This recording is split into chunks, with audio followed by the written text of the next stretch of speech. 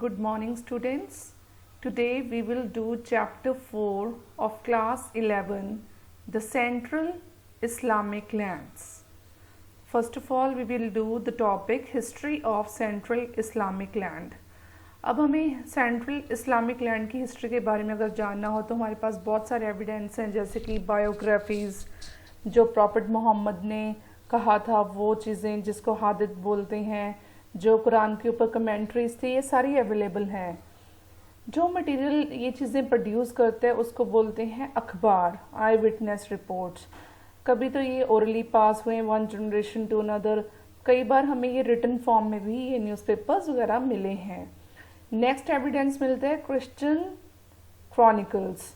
Chronicles होते हैं जो रिटन टेक्स्ट होते हैं, उसको क्रॉनिकल्स बोलते हैं। क्रिश्चियंस के जितने भी रिटन टेक्स्ट हैं उन क्रॉनिकल्स में इस्लामिक रिलीजन के बारे में दिया गया है। इसके अलावा हमें लीगल टेक्स्ट मिलते हैं, जोग्राफीज़ मिलती हैं, ट्रैवलॉग मीन्स जो ट्रैवल करने आए थे उस टाइम पे उन्होंने जो लिखा वो मिलते हैं, लिटरली वर्क मिलता है, मीन्स बुक्स वगैरह मिलती हैं, स्टोरीज, पोइम, ये सारे एविडेंस हैं। Next is the rise of Islam in Arabia. अब अरेबिया में इस्लाम का राइज कैसे हुआ? सबसे पहले इस्लाम धर्म को बनाने वाले थे प्रॉफिट मोहम्मद, ये मेन गुरु माने जाते हैं। इन्होंने कहा था कि अल्लाह ही वन गॉड है, उसकी पूजा करनी चाहिए। प्रॉफिट मोहम्मद जो थे वो अरब थे, लैंग्वेज और कल्चर से अरब के थे और प्रोफेशन से वो मर्चेंट थे, व्यापारी थे। तब अरब काफ़ी ट्राइब्स में बटा हुआ था, हर ट्राइब का एक चीफ होता था और वो जो चीफ चुनते थे वो उसके करेज, उसकी बहादुरी, विजडम, इन चीज़ों को देख के, फैमिली कनेक्शन को देख के उस चीफ को चुना जाता था। हर ट्राइब की अपनी देवी देवताएं होती थी जिसको वो पूजते थे अपनी श्राइन्स में, अपने मंदिरों में। इसमें से ज़्यादातर अरब ट्राइब्स थे नोमैडिक। नोमैडिक होता है खाना बदोश, जो एक जगह से दूसरी जगह घूमते रहते हैं खाने की तलाश में। जहाँ खाना मिल गया, पानी मिल गया, वहीं सेटल हो गई। जो प्रॉफिट मोहम्मद थे उनके ट्राइब, जिस ट्राइब से भी बिलोंग करते थे वो था कुरैश। वो मक्का में रहते थे। वहाँ से जो मेन श्राइन थी कूबा, जो क्यूब स्ट्रक्चर शेप में थी, वहाँ पे वो मेन कंट्रोल करते थे। जो मक्का के बाहर वाली ट्राइब्स थी वो भी काबा को काफ़ी हॉली प्लेस मानती थी और वहाँ पे एनुअली तीर्थ यात्रा के लिए आते थे, जैसे जिसको हज बोलते हैं। जैसे हमारे हिंदू लोग अमरनाथ यात्रा के लिए जाते हैं, वैसे ही मुस्लिम्स हज के लिए जाते थे एनुअली। मक्का इसलिए फेमस भी था क्योंकि यहाँ पे यमन और सीरिया लोकेटेड थे जो काफ़ी इम्पॉर्टेंट थे। अब क्या हुआ, 1612 में मोहम्मद ने अपने आप को रसूल डिक्लेयर कर दिया। रसूल मीन्स मैसेंजर ऑफ गॉड। उन्होंने कहा कि अल्लाह ही एक गॉड है, उनकी वर्शिप करनी चाहिए। उन्होंने वर्शिप के लिए कुछ प्रिंसिपल्स बताए, जैसे कि सिंपल रिचुअल, जैसे प्रेयर करो, मॉरल प्रिंसिपल्स होने चाहिए, मिल बांट के खाओ, चोरी नहीं करनी, ये सारी चीज़ें उन्होंने बताई। Alright, next topic is Islamic calendar. अगर हम इस्लामिक कैलेंडर की बात करें, जिसको हिजरा कैलेंडर बोलते हैं, वो तब स्टार्ट हुआ जब उमर खलीफा थे और इसका पहला साल कब मनाया गया? 622 CE में। हिजरी ईयर जो होता है उसमें 354 डेज होते हैं, 12 महीने होते हैं। हर महीना 29 और 30 डेज का होता है। हर दिन सूरज ढलने से शुरू होता है और हर महीना फुल मून से उनका शुरू होता है।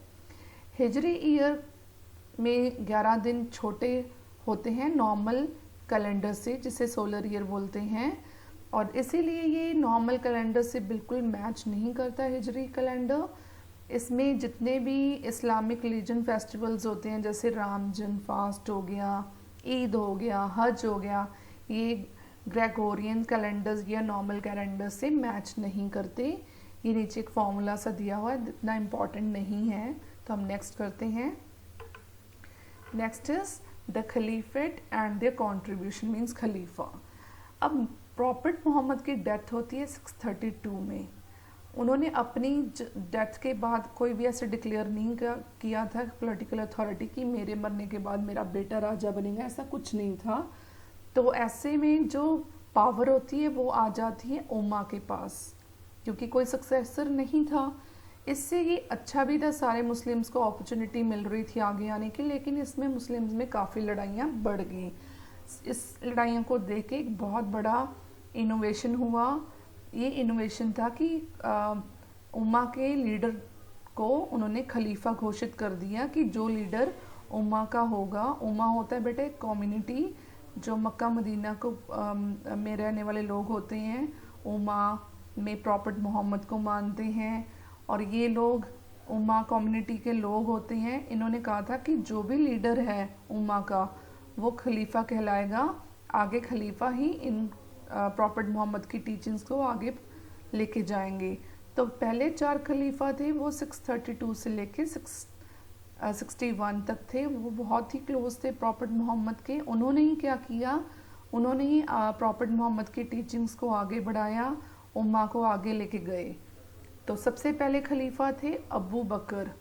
जैसे ही प्रॉफेट मोहम्मद की डेथ होती है, सारे ट्राइबल्स बिखर जाते हैं, हर ट्राइब अपने अपने प्रॉफेट चूज़ कर लेता है। इससे काफ़ी ह्यू एंड क्राई होता है, लेकिन अबू बकर ने काफ़ी समझदारी से इन सारे विद्रोहों को शांति तरीके से सॉल्व किया। नेक्स्ट खलीफा थे उमर, ये सेकंड खलीफा थे। इन्होंने उम्मा पॉलिसी को एक्सपैंड करने की सोची, बढ़ाने की सोची। उम्मा कम्युनिटी होती है उसको बढ़ाने की सोची। अब इनको ये पता था कि अगर उन्होंने उम्मा को बढ़ाना है तो उनके लिए उसको काफ़ी पैसा चाहिए। तो उन्होंने क्या किया, उन्होंने सोचा कि एम्पायर को बढ़ाते हैं। उन्होंने वेस्ट में विजिटन एम्पायर और ईस्ट में ससेनियन एम्पायर को अपने कब्जे में कर लिया। उन्होंने 637 से लेके 642 तक 3 सक्सेसफुल कंपेन की। जैसे कि अरब्स के पास क्या क्या आ गया, सीरिया आ गया, इराक आ गया, ईरान आ गया, इजिप्ट आ गया, ये सारे मदीना के अंडर आ गए। क्योंकि इनकी मिलिट्री स्ट्रेटजी बहुत अच्छी थी, रिलीजियस भी उनके साथ ही था, सपोर्ट थी, और जो इनके ऑपोजिशन था वो भी वीक था। इससे अरब्स को काफ़ी ज़्यादा सक्सेस मिली। अब तीसरे खलीफा थे वो थे उथमन। उथमन सेंट्रल एशिया को कंट्रोल करना चाहते थे। प्रॉफेट मोहम्मद के 10 साल की डेथ के अंदर अंदर उस इस्लामिक अरब स्टेट्स ने बहुत ज़्यादा एरिया को बढ़ा लिया, इजिप्ट से लेके अफगानिस्तान तक।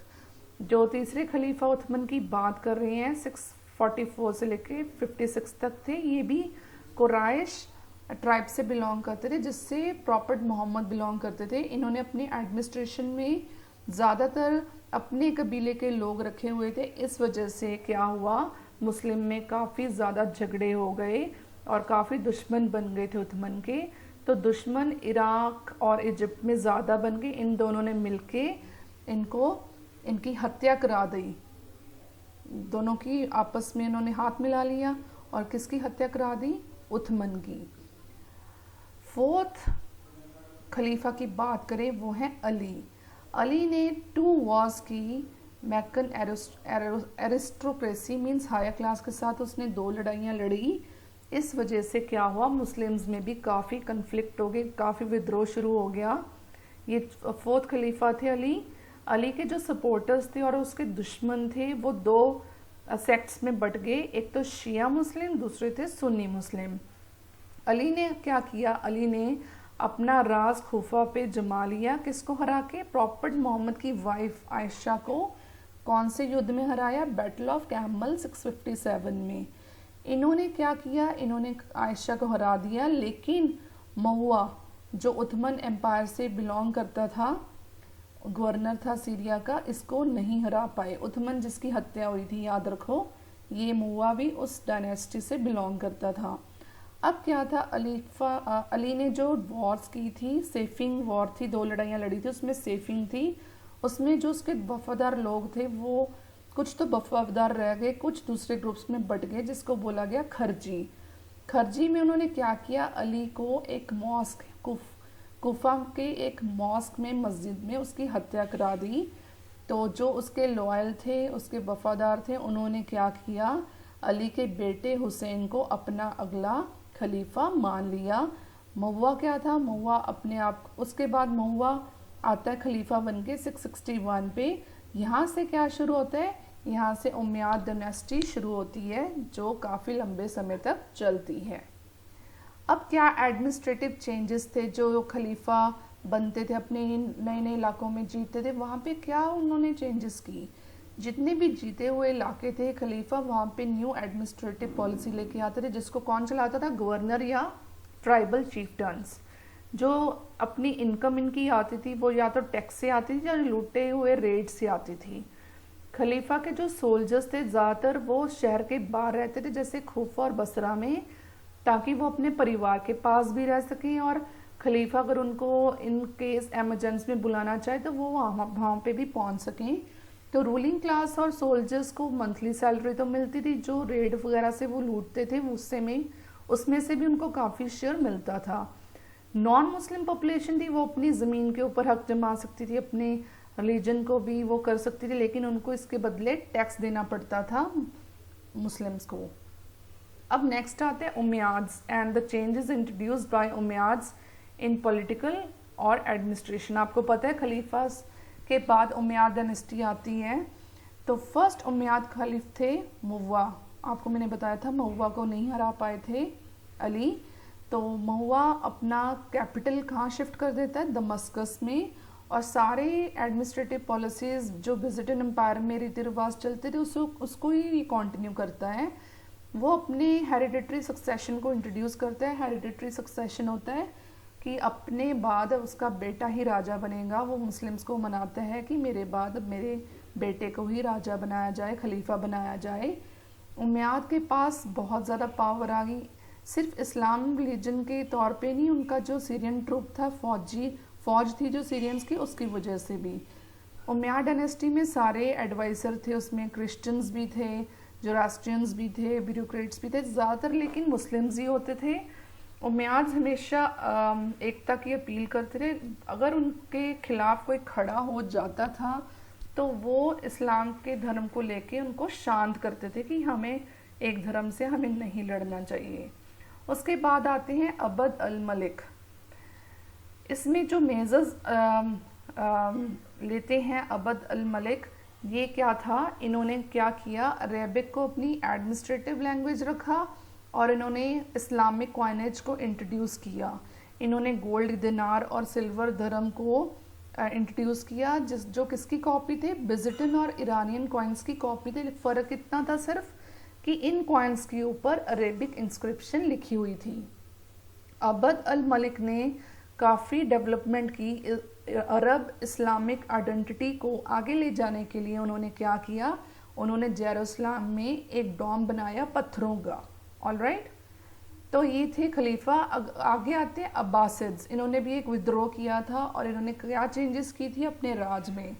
अब्बासिड्स कौन थे? ये फॉलोअर्स थे अब्बास के। अब अब्बास कौन है? ये प्रॉफेट मोहम्मद के अंकल थे।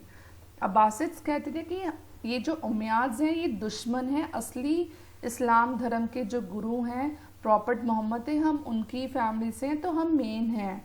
अब्बासिड्स ने क्या किया? उन्होंने खुरासन में कब्जा कर दिया। वहाँ पे क्या था? वहाँ पे मिक्स्ड पॉपुलेशन रहती थी, अरब और ईरानियंस की। अब जो अरब सोल्जर्स थे वो बिल्कुल उमैयाद से सेटिस्फाइड नहीं थे, क्योंकि उमैयाद ने काफ़ी प्रॉमिसेस किए थे सोल्जर्स को कि हम आपका ये कर देंगे वो कर देंगे, लेकिन उनके कोई प्रॉमिसेस फुलफिल नहीं किए। इस वजह से क्या हुआ? सबने मिलके क्या किया? 750 में उमैयाद को हटा के कौन आ गए वहाँ पे? अब्बासिड्स आ गए। तो वो मूवमेंट थी दावा। उस दावा मूवमेंट में उमैयाद चले जाते हैं। नेक्स्ट कौन आ जाता है? अब्बासिड्स। इनकी आर्मी को कौन लीड कर रहा था? एक स्लेव लीड कर रहा था, अबू मुस्लिम, जिसने उमैयाद खलीफ के लास्ट रूलर मरवान को बैटल ऑफ रिवर जाप में हराया था। अब क्या एडमिनिस्ट्रेटिव चेंजेस किए थे अब्बासिड्स ने? अब्बासिद रूल के अंडर उन्होंने अरब का इन्फ्लुएंस कम कर दिया और ईरान कल्चर को बढ़ाया। उन्होंने अपनी कैपिटल बगदाद शिफ्ट की, और जो कि टेसिफोन के पास थी। उन्होंने अपनी आर्मी और ब्यूरोक्रेसी में नॉन ट्राइबल्स को भी रीऑर्गेनाइज किया ताकि सबका पार्टिसिपेशन हो सके, इराक का, खुरासन्स का। अब्बासिद रूलर्स थे, उन्होंने अपने रिलीजियस स्टेटस को भी बढ़ाया और खलीफा को उन्होंने काफ़ी पावर्स दे दी थी। उन्होंने जो भी आर्किटेक्चर्स था उमैयाद का उसको मेंटेन रखा, उसकी कोर्ट सेरेमनीज को भी उन्होंने काफ़ी मेंटेन किया।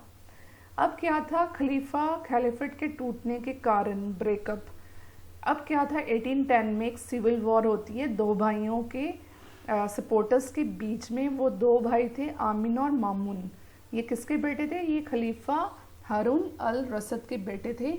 इससे मुस्लिम्स में काफ़ी फ्रिक्शंस आ गए, और फ्रिक्शंस का फ़ायदा किसने उठाया? टर्किश स्लेव्स ने। अब क्या था, इनमें फ्रिक्शंस आ जाते हैं, इतना विद्रोह शुरू हो जाता है आपस में, तो छोटे छोटे इजिप्ट और सीरिया में डायनेस्टीज उठ के आती हैं, राजवंश उठ के आते हैं। और अब्बासिड्स जो थे, उन्होंने अपना एम्पायर था वो किस तक सीमित रह गए? सेंट्रल इराक और वेस्टर्न ईरान तक। 1945 में क्या होता है, ब्यूड्स, ये क्लैन एक ट्राइब है, ये क्या करता है, बगदाद में जाके कब्जा कर लेता है और अपना खलीफा किसको रखता है, हेड किसको रखता है? अब्बासिद को ही। उसका सुन्नी सब्जेक्ट होता है, सुन्नी से बिलोंग करते थे, तो अब्बासिद को ही ये अपना हेड चुनते हैं।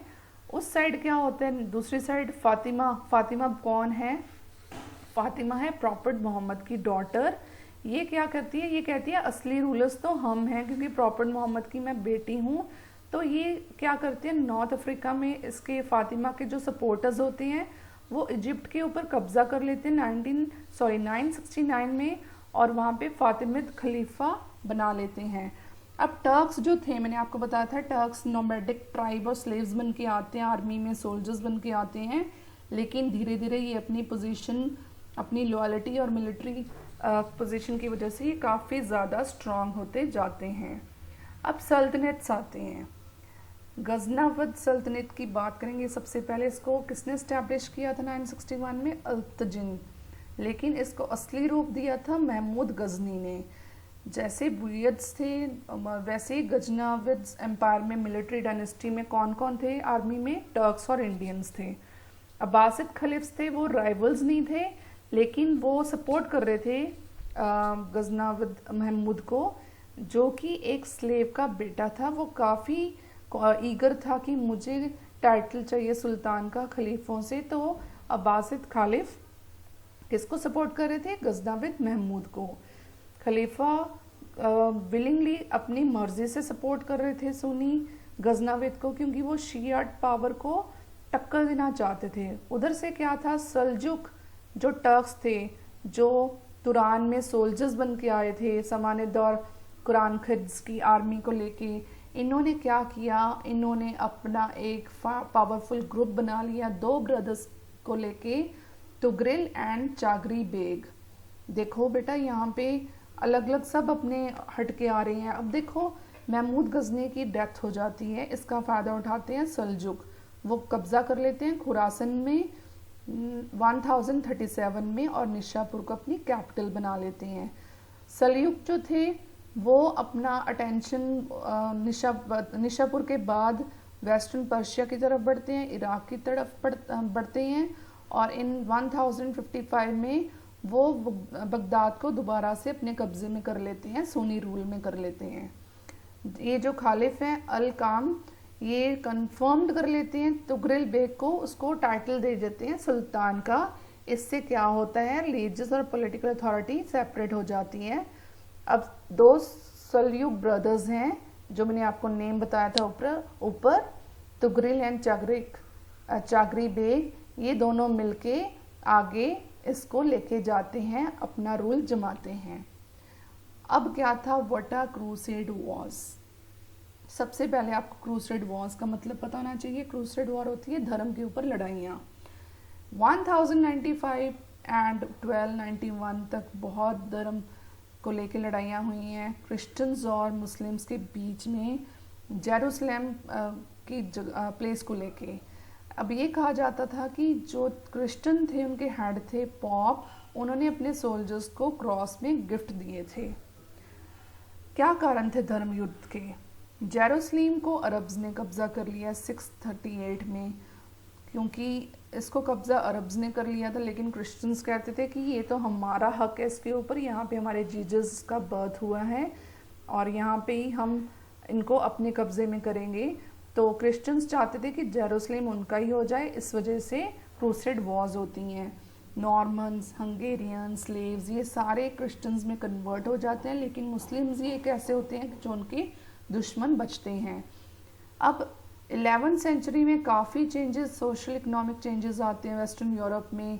काफ़ी क्रिश्चियंस अपना पॉलिटिकल स्टेबिलिटी बनाते हैं, इकोनॉमिक ग्रोथ होती है एग्रीकल्चर और ट्रेड को लेकर। लेकिन मुस्लिम्स जो अपना पैसा वगैरह लूटने से सेम कंटिन्यू करती हैं, लूटपाट से, वायलेंस से। अब क्या होता है, 1092 में मालिक शाह जो सजलुक सुल्तान था बगदाद का, उसको हटा दिया जाता है अपने एम्पायर से। तो इसका फ़ायदा कौन उठाता है? एक तो क्रिश्चियन के हेड पॉप और बिजेंटाइन एम्परर होता है एलेक्सिया I। इनको चांस मिल जाता है कि ये अब एशिया माइनर और नॉर्दर्न सीरिया पर कब्जा कर लें। दोनों हाथ मिला लेते हैं कि अब हम दोनों मिलके किसको छुड़ाएंगे? जेरूसलेम वाली लैंड को अपने कब्जे में करेंगे। First, second and third crusade Wars. First crusade war होती है 1098 to 99 में। यहाँ पे जो सोल्जर्स होते हैं फ्रांस और इटली में कैप्चर कर लेते हैं सीरिया में एंटोइक प्लेस को और जेरूसलेम के ऊपर अपना कब्जा कर लेते हैं।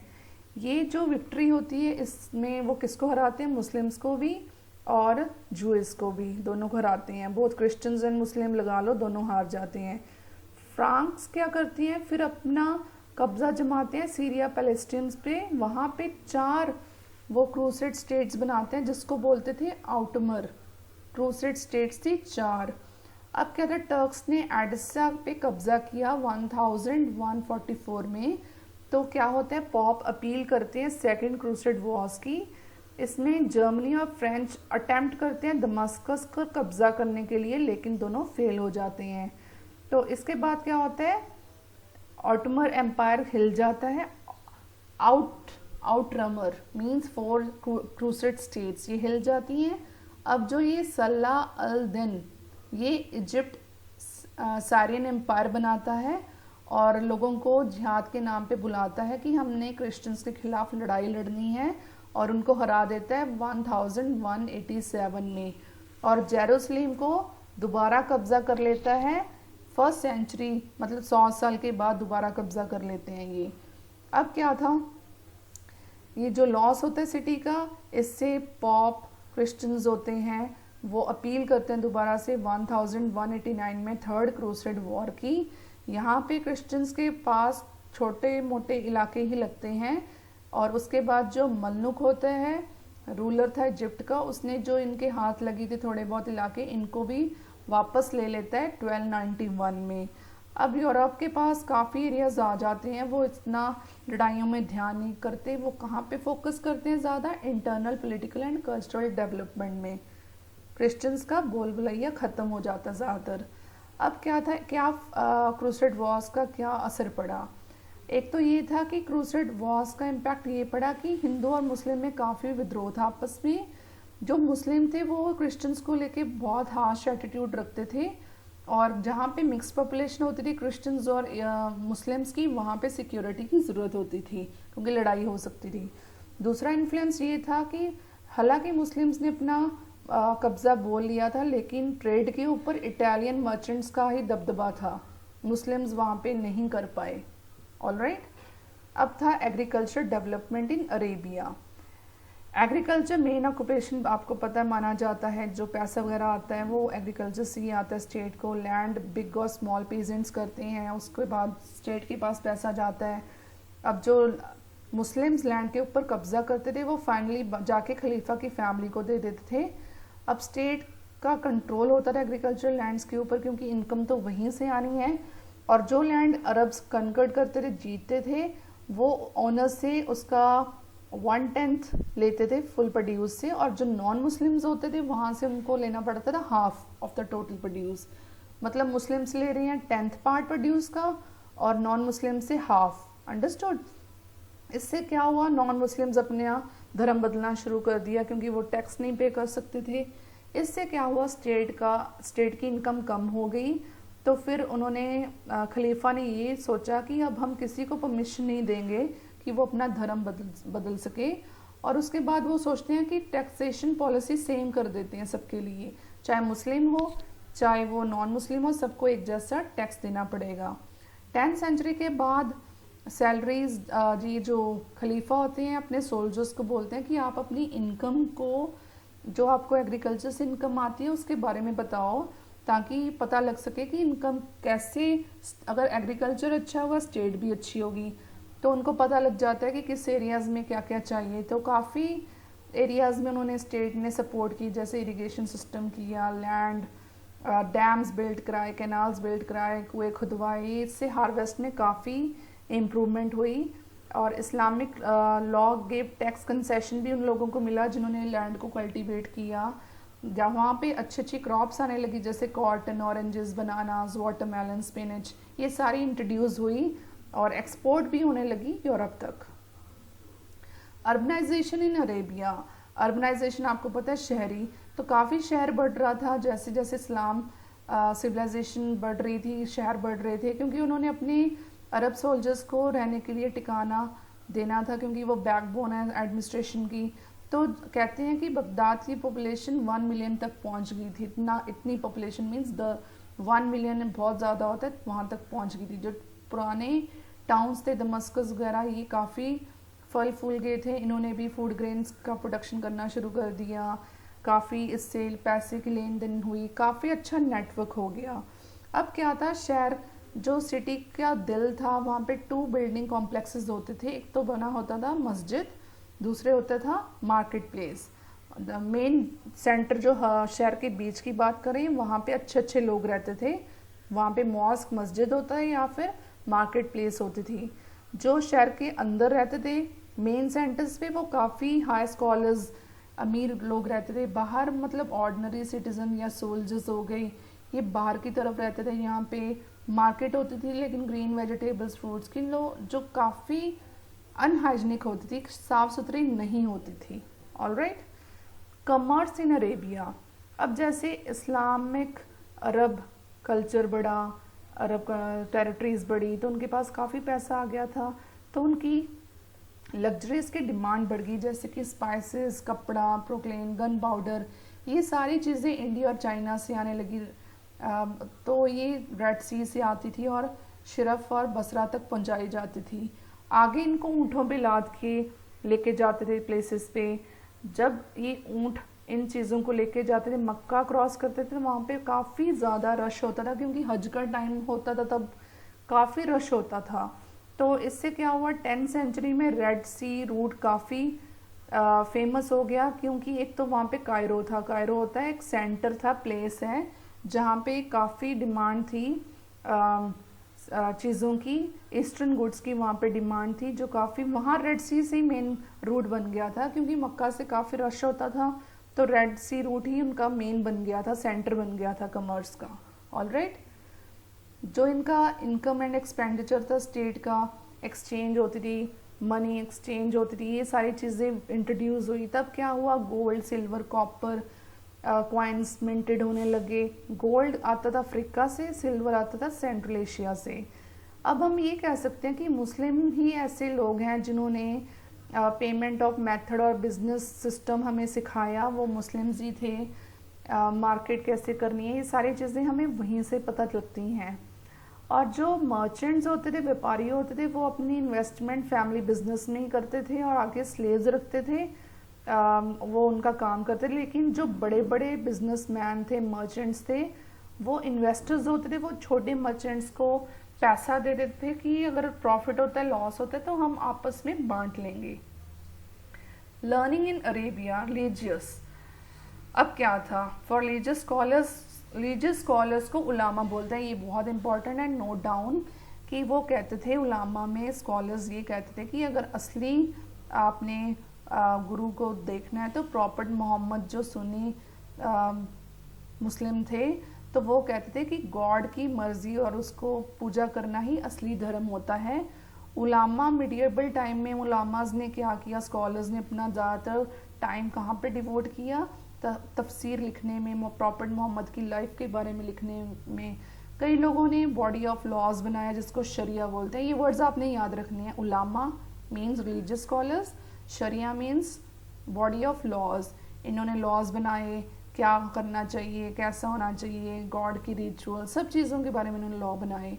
जैसे लाइफ बड़ी, अर्बनाइजेशन भी कॉम्प्लेक्स होने लगी। ऑलराइट, तो जब कॉम्प्लेक्स होगी लाइफ, तो उन्होंने क्या किया 8th एंड 9th सेंचुरी में 4 स्कूल्स बनाए, स्कूल्स ऑफ लॉ। उनमें मालिकी, हिनाफी, शाफी, हनबली स्कूल्स थे। इनको बनाया जब बहुत कॉम्प्लेक्स हो गया था इसमें अर्बनाइजेशन में। शरिया ने पूरी गाइडलाइंस बताई हैं सुन्नी सोसाइटी को लेके।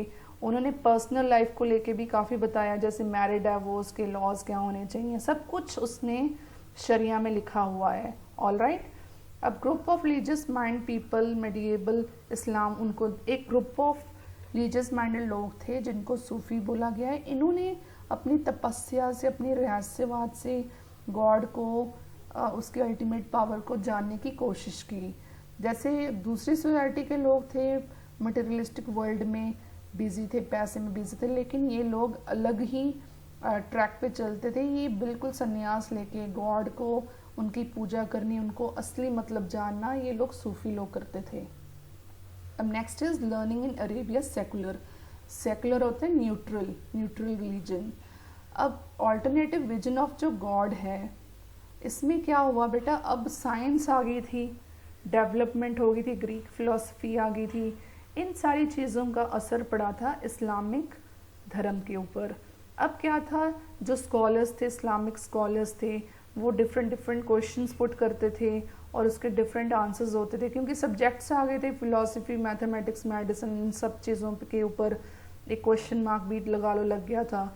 इब्न सीना था, एक डॉक्टर थे प्रोफेशन से, फिलोसोफर भी थे। वो कहते थे कि बॉडी दोबारा से जिंदा हो नहीं सकती, मतलब एक बार डेथ हो गई है तो हो गई है। उसकी राइटिंग्स काफ़ी मशहूर थी। उनकी राइटिंग्स में से सबसे इम्पॉर्टेंट है अल कानून फिल तिब। ये काफ़ी इसमें मैन्युस्क्रिप्ट्स हैं। ये जो इन्होंने टेक्स्ट लिखा है, इसमें 760 ड्रग्स के बारे में बताया गया है। और उस टाइम पे मिडियाबल इस्लामिक सोसाइटीज़ में जिसकी लैंग्वेज बहुत फाइन है, जिसका क्रिएटिव बड़ा माइंड है, उसकी काफ़ी ज़्यादा उसको अच्छी वैल्यू मानी जाती थी उस पर्सन की। और पोइट्री, प्रॉस, इन चीज़ों की भी काफ़ी डिमांड बढ़ गई थी। अबू नुवास, ये एक पर्शियन था जन्म से। इन्होंने क्लासिकल पोइट्री लिखी थी उन मुद्दों के ऊपर जिसमें इस्लाम धर्म के ऊपर रोक लगाई हुई थी, जैसे कि वाइन के ऊपर, मेल लव के ऊपर, इन चीज़ों के बारे में अबू नुवास ने लिखा था। अब क्या था, by the time of Arab conquered Iran, Iran के ऊपर जब अरब्स ने कब्जा किया, वहाँ पे पहलवी लैंग्वेज काफ़ी मशहूर थी, लेकिन टाइम के साथ आते आते वो काफ़ी कम हो रही थी। पहलवी का न्यू वर्जन था न्यू पर्शियन, ठीक है। ये डेवलप हुई। इसको डेवलप करने वाले का क्रेडिट जाता है रुदाकी को, जो सुमानिद कोड थे। इसको father of new Persian poetry कहा जाता है। इन्होंने काफ़ी गज़ल्स वगैरह, रुबाई वगैरह लिखी हैं। गज़नी जो था, महमूद गज़नी, उसका एक बिहेवियर था कि अपने आसपास पोइट्स को रखता था जो काफ़ी पोइट्री वगैरह करते थे। उसके बाद आउटस्टैंडिंग, मोस्ट आउटस्टैंडिंग जो एक पर्सन की बात की गई है वो है फिरदौसी।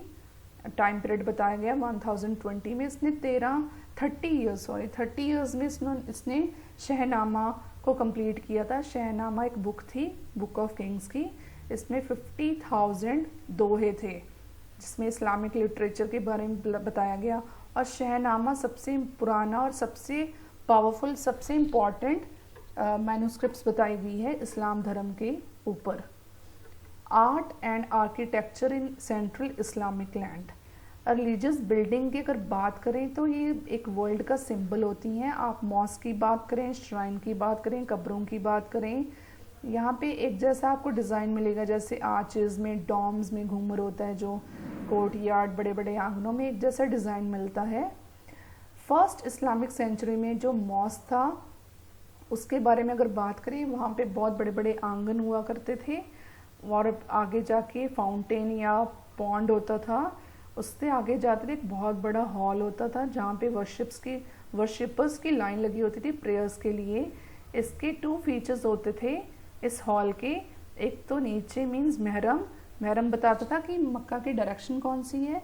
दूसरा होता था पल्पिट, जहाँ पे फ्राइडे नून्स को उपदेश दिए जाते थे। ये 2 चीज़ें वहाँ पे बहुत इम्पॉर्टेंट थी। अब जो पैटर्न की कंस्ट्रक्शन की बात करें बिल्डिंग्स की, तो वहाँ पे सेंट्रल में कोर्टयार्ड होता था, आंगन होता था, आपको मैंने बताया है। आंगन के आसपास कोई और बिल्डिंग जैसे कि हॉस्पिटल लगा लो और पैलेसेस लगा लो, ये सारी चीज़ें बनी होती थी। अब जो रिलीजियस आर्ट ऑफ इस्लाम है, इसमें एक चीज़ की रोक लगाई हुई थी कि लिविंग बींग्स को ये रिप्रेजेंट नहीं कर सकते थे, बना नहीं सकते थे, इसलिए 2 आर्ट फॉर्म थी तब के टाइम पे, एक तो कैलीग्राफी, दूसरा था आर्बिस्की। ऑलराइट, स्मॉल और बिग इंस्क्रिप्शन जो थी वो मोस्टली रिलीजियस कोटेशंस के ऊपर लिखी जाती थी और उसको डेकोरेट किया जाता था प्रॉपरली। कैलीग्राफी आर्ट थी बहुत ज़्यादा अच्छी मानी गई है, इसको प्रिजर्व्ड किया गया है मैन्युस्क्रिप्ट्स में। कुरान में भी अगर आप देखो कैलीग्राफी आर्ट दिखाई गई है, उसकी डेट जो हम बात करें that is 8th and 9th century में। लिटरली वर्क भी होता था वहाँ पे, मिनिएचर पेंटिंग में छोटी छोटी पेंटिंग्स होती थी, जैसे कोई भी बुक लिखी गई है साथ में पेंटिंग्स कर दी हैं। Wide variety of illumination techniques वो इंट्रोड्यूस टू इन्हांस द, अब देखो बुक को ब्यूटीफाई करने के लिए पेंटिंग्स होती हैं और टेक्निक्स होती हैं, साथ आसपास डिज़ाइन होता है जिससे बुक अच्छी लगे। तो ये सारे आइडियाज़ क्या करते थे, बिल्डिंग्स और बुक्स को काफ़ी ज़्यादा इम्प्रेसिव बनाते थे। आई होप आपको ये चैप्टर ईजी तो नहीं लगा हुआ, I know it's very tough, तो आप दोबारा से वीडियो को देखेंगे तो आपको समझ आएगा। Alright, thank you and have a nice day.